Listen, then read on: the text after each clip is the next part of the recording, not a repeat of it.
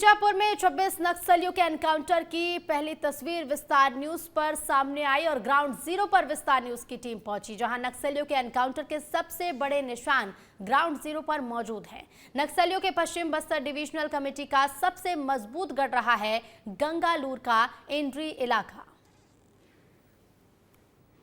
तो देखिए, ground zero पर पहुंचा विस्तार न्यूज, जहां से नक्सलियों का सामान जिसकी तस्वीर सामने आई है। ये तस्वीरें आप देखिए, बीजापुर की ये तस्वीरें हैं और विस्तार न्यूज पर ये तस्वीरें आप देख सकते हैं।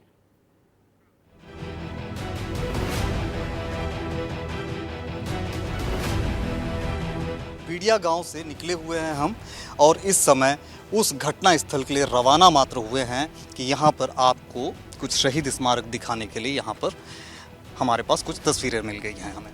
ये नक्सलियों के शहीद स्मारक हैं जिन्हें इस जगह पर बनवाया गया है। इस जगह पर इन शहीद स्मारकों को बना करके एक स्मृति चिन्ह के रूप में इसे स्थापित करके इस पूरे क्षेत्र के बाशिंदों को प्रेरित करने का, प्रभावित करने का और माओवादी संगठन से जुड़ने का, कि मरने के बाद भी इस तरह से कॉमरेड्स को याद किया जाता है। आप यकीन नहीं करेंगे, जिस जगह पर मैं मौजूद हूँ आपको यहाँ पर एक पानी का सोता दिखाई दे रहा है। इसे प्राकृतिक जल स्रोत कहिएगा।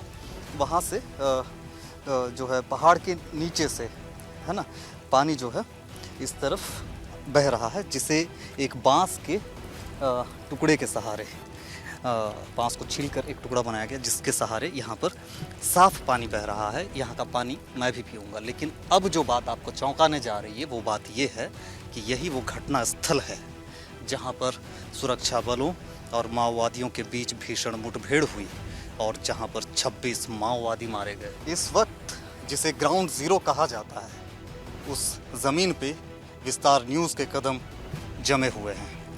ये वो जगह है जहाँ पर भीषण मुठभेड़ हुई थी, 26 माओवादी मारे गए थे, एक जवान शहीद हो गया था और इस जगह पर कुछ चीज़ें बिखरी पड़ी हैं। आपको करीब लाकर मैं दिखाना चाहूँगा। यहाँ पर एक लेटर का कवर मुझे मिला है, जॉन डॉक्टर टीम कॉमरेड रतन को देना है ना। ये वो कवर है, इसमें लिखा हुआ है। और ये अगर ये कवर यहाँ पर हमें मिल रहा है, यानी कि ये लिफाफा है, अगर ये हमें यहाँ पर मिल रहा है ये टुकड़ा, तो सीधी सी बात है कि दवाइयों के ये जो सबूत हैं ये माओवादियों के ही हैं। क्या आपको क्या क्या मालूम है?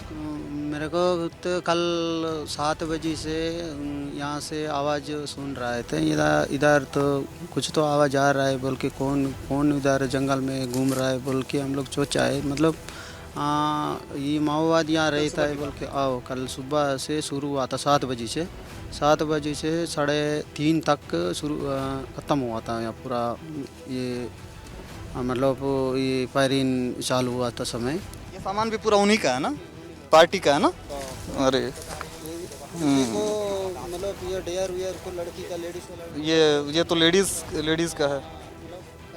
यहाँ ट्रीटमेंट चल रहा था यहाँ पे, है ना। ये महिला माओवादी, यहाँ पर महिला माओवादी का ट्रीटमेंट चल रहा होगा।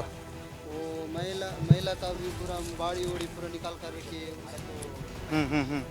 ट्रीटमेंट चल रहा था। यहाँ पर कुछ घायल वाला लोग भी पकड़ के, यहाँ कुछ शायद पैसे का हिसाब किताब होगा, नहीं है ना। ये और कुछ यहाँ पर कुछ और है ना। ठीक है, तो कुल मिलाकर के यहाँ पर ये आखिरी स्पॉट है जिस जगह पर माओवादियों को खदेड़ कर लाया गया। 3 जगह से माओवादी बचते बचाते हुए, खुद को किसी तरह से घायल होते हुए यहाँ पर आकर छुप गए थे, यहाँ पर अपना इलाज कर रहे थे। लेकिन जवानों ने मुस्तैदी से, जवानों की 2 पलटनों ने यहाँ पर चारों तरफ से उन घायल माओवादियों के साथ में सभी माओवादियों को घेरा और यहाँ पर 26 माओवादियों को भीषण मुठभेड़ में मार गिराया। गोलियों के खाली केस है ना, इन्हें शायद फायरिंग सेल्स कहा जाता है। ये बहुत मुमकिन है कि AK-47 के ही हों, क्योंकि मुझे थोड़ी सी पहचान है, लेकिन बहुत ज़्यादा बारीक जानकारी तो नहीं है। बहुत मुमकिन है कि ये जवानों के हो सकते हों, लेकिन ऐसी जगहों पर जब ये इस तरह के कारतूस के खाली खोखे मिलते हों तो आप दावे के साथ नहीं कह सकते कि ये किस टीम के जो हैं खाली खोखे होंगे। और ये सबूत हैं इस बात के, जब इन्हें उठाकर नहीं ले जाते हैं कोई भी, क्या जवान हो या फिर माओवादी हो, जब इन चीज़ों को उठाकर नहीं ले जा रहे हैं तो समझ जाइएगा कि ये बेहद घातक मुठभेड़ रही होगी और यहाँ से सुरक्षित निकल पाने के अवसर बहुत कम रहे होंगे।